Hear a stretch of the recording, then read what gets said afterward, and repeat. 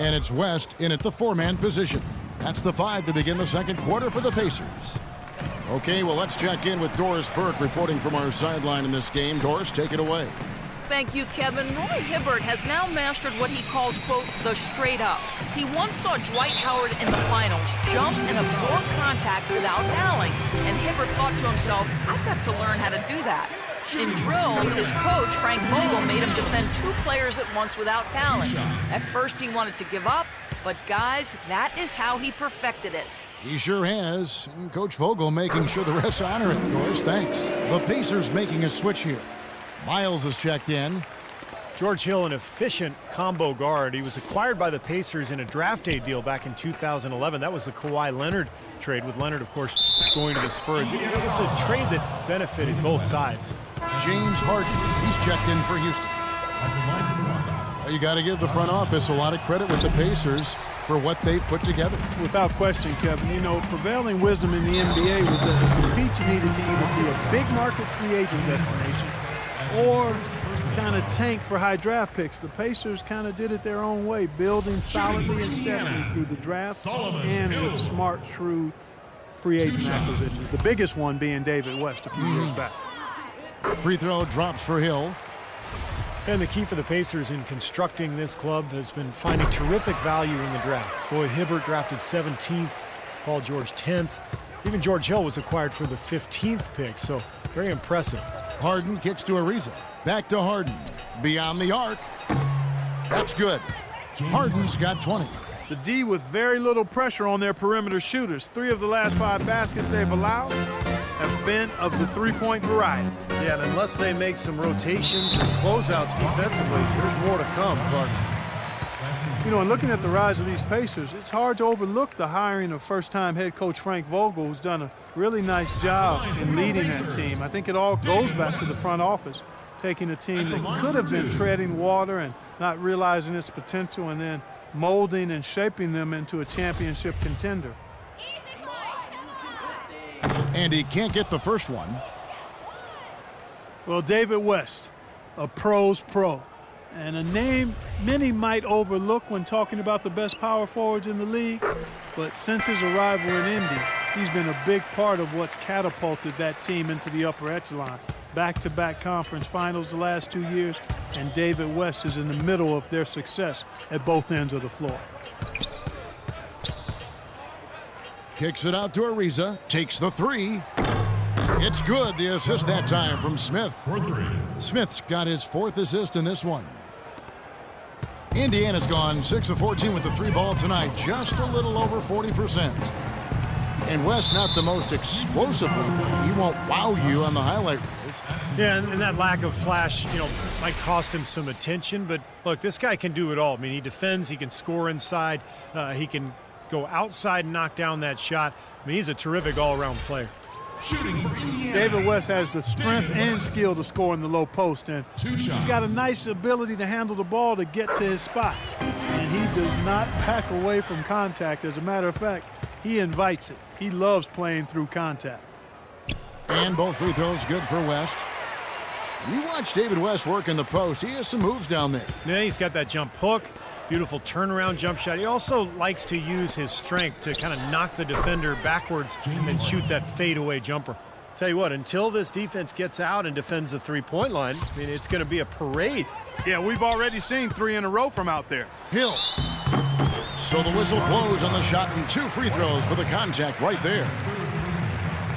Well, you wondered how things would go for the Pacers after they had a hiccup midseason.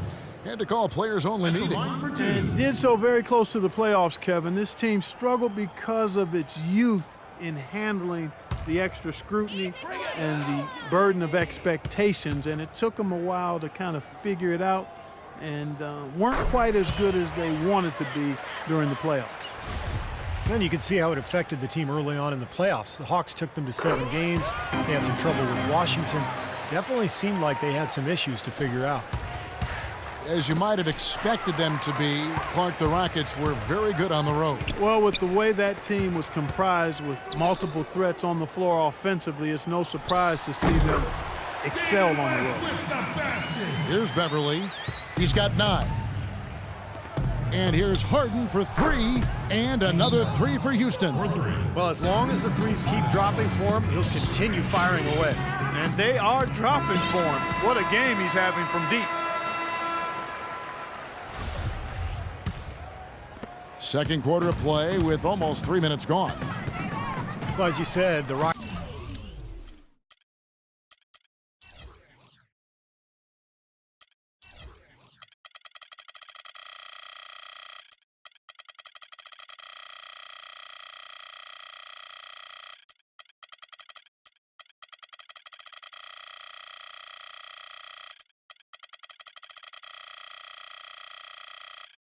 Strong on the road last year, 21-20 record, and anytime you're over 500 on the away side, you're in a good spot.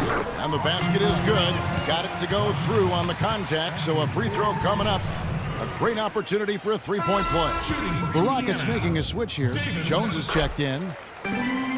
What's really scary about the Rockets is that they let some games slip away last year on the road and still managed to win 21 games away from home. So I would expect that mark to improve this season. From deep, Harden, and another three for Houston. That's now a dozen straight points coming off wide open three-pointers. You know what it looks like to me out there, guys? I mean, it looks like All-Star Weekend out there. We know how much defense is played. There's actually defense during the All-Star Weekend, no D. And Jones pulls it down. Well, an 8-rebound advantage like the one they have now is always going to swing the score hard in that team's direction. And that's certainly been the case today. Their rebounding has made a huge difference. Hill dishes to Miles. It's back to Hill. The drive by Hill, and that one's good. Hill's got 4 points now in the quarter. For Houston, they've gotten on a roll and just kept going here in the second quarter. 8 of 8. Wow. Harden the pass to Ariza.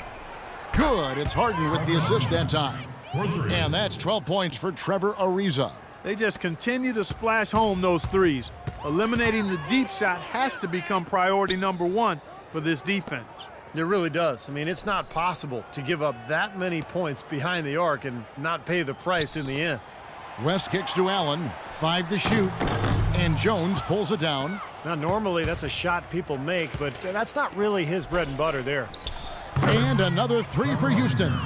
And he's shaking off a poor first quarter shooting effort. And he's really starting to turn it on now, guys. Outside Hill. The feed now to West.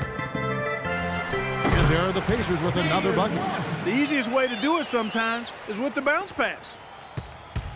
Clark setting up the half-court offense now. But, Kevin, that's where they've struggled. I mean, their fast break game has been productive, but in the half court, they've left a bit to be desired. Yeah, they just can't seem to execute when the game slows down, and that's going to be key. I mean, can they find some good shots against this half-court defense? We'll see. Carries it down low. You know, if you were only looking at the way he's played offensively, you'd think his team would be ahead. Stolen by Miles. Goes up high for the two-handed dunk. Boy, extremely opportunistic defense leading to those points there. That dunk, Clark, coming within seconds of the steal. Love the way they convert from defense to offense. But that's what happens when you get all 5 guys on a string defensively ready to react and make a play.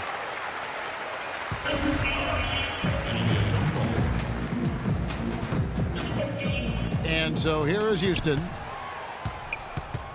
Ariza dishes to Harden. Hands it from downtown. Harden's got 32 points. Might as well just take it into his own hands and make that big lead even bigger.